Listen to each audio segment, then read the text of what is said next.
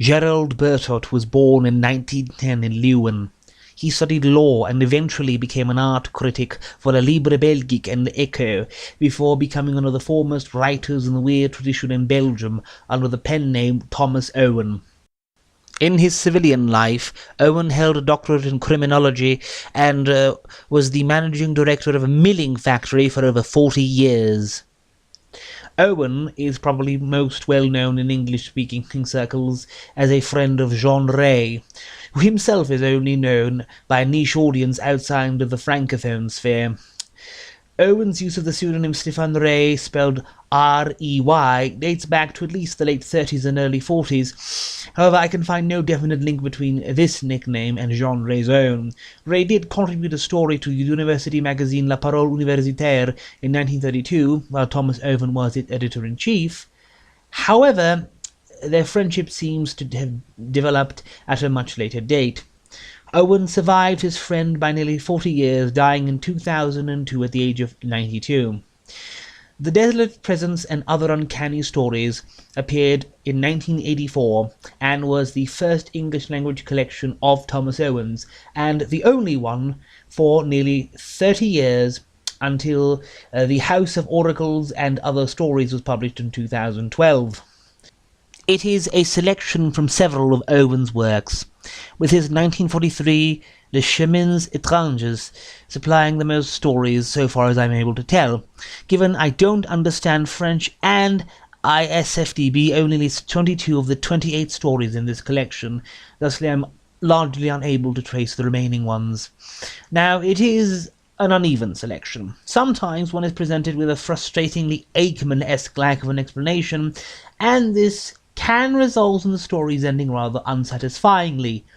151238 is a story that is compared often to The Twilight Zone, and focuses on a man being persecuted by a telephone number that doesn't exist. This story has no explanation at all, even for the manner in which the main character faces his death, let alone anything relating to the number at all, or why the narrator, the main character himself, was specifically singled out for this fate. A night in the chateau has a military officer break into a chateau and bed the beautiful local female castellan. The next morning he finds her a long mummified corpse without explanation, but for some reason the man who was with her the previous evening and who shot the soldiers as they approached the castle is still around, and the narrator reacts to his presence by thinking, "A thought crossed my mind then. Made vulnerable as it was by such strange incidents, it would not be very long before..." End of quote. Although we don't know what he means. Is it simply a premonition of death? The story doesn't say conclusively either way, and just leaves you guessing. A Dead Butterfly's Wing similarly presents an interesting premise. A man finds out he suddenly has no weight at all, not in the sense that he's not floating around, but his body simply doesn't really exert any weight on any surface, no matter how many times he tries to weigh himself. And then he finds out his wife has this too, and it's implied she transmitted this infection to him in some fashion, but then the story just ends and you're left none the wiser.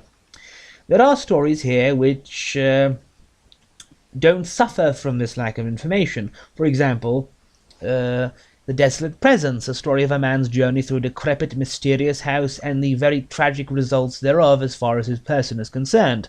Or The Sparrowhawk, where you have, at least supposedly, the unknown father of a man's sweetheart slowly killing him in a supernatural Promethean fashion. But the very existence of this father is vehemently denied by the narrator, and the only affirmation of his existence is by his victim in a brief word while said victim lounges about in delirium on his deathbed. The Sow works on this front as well, as a sort of a grim little story where you're not sure what really happened the previous day and, if there's something more afoot or not. Whereas The Castellan is a story of a terrible, possibly fatal presence of a strange man who emerges from out of a terrible storm playing a pipe. There are also more old-fashioned traditional ghost stories, like The Blue Coat, where a man's friend commits murder and later meets up with the man after his own death. The murderer returned taking from the living man something that he had left behind. Then we have the alluringly titled The Passing of Dr. Babylon, which sadly is much less interesting than the previous story, which still has some little bit of originality and grimness to it. In The Passing of Dr. Babylon, a man can't sleep because he feels some sort of haunting presence in his house. At night, he believes that some person is walking about, and so he runs after them and into the street. There he finds a man named Dr. Babylon, whom he forces to come inside the house to stay with him because he's afraid. And Dr. Babylon then starts talking about how his wife betrayed him and was unfaithful to him, which wrecked his marriage. The doctor goes to sleep as the narrator's guest, but then he's no longer in his bed in the morning, and the narrator learns about some sort of history relating to a man who had cheated on his wife who died in the house some years prior, and suddenly the house isn't haunted anymore. In that regard, it is similar to The Equivocal Informant, where a nervous man is told that his wife has been secretly cozying up inside of an infamous cafe. She denies this, and after some time the man, who begins to see his informant's face literally everywhere, goes and finds the cafe long gone, but the informant's face continues to haunt him. There's a great deal of similarity to the basic idea from the previous story, yet there is at least something novel to the execution. Finally, there are 3 tales I would like to specifically mention, now leaving a lot of other tales unmentioned and completely unspoiled for your reading pleasure. First, in Kavara the Rat, one is reminded of Gerald Kirsch as the king who collected clocks, despite the disdain which the story holds watchmaking as an art, and this alone is a very high mark of praise and recommendation.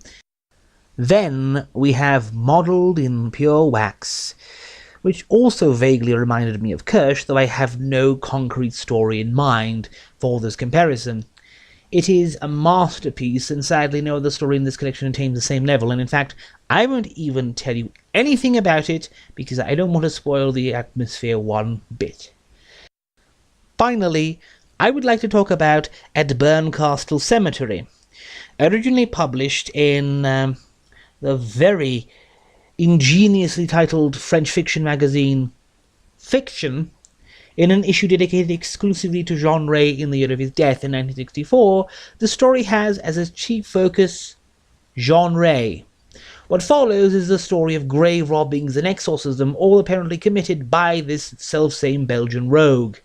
A single collection of Ray's fiction had been published in English at this point, hence one can only guess what the common reading public would have thought of the lengthy digressions about Jean Ray's character in the story, and I wonder just how many people thought Jean Ray was an invention of Owen's.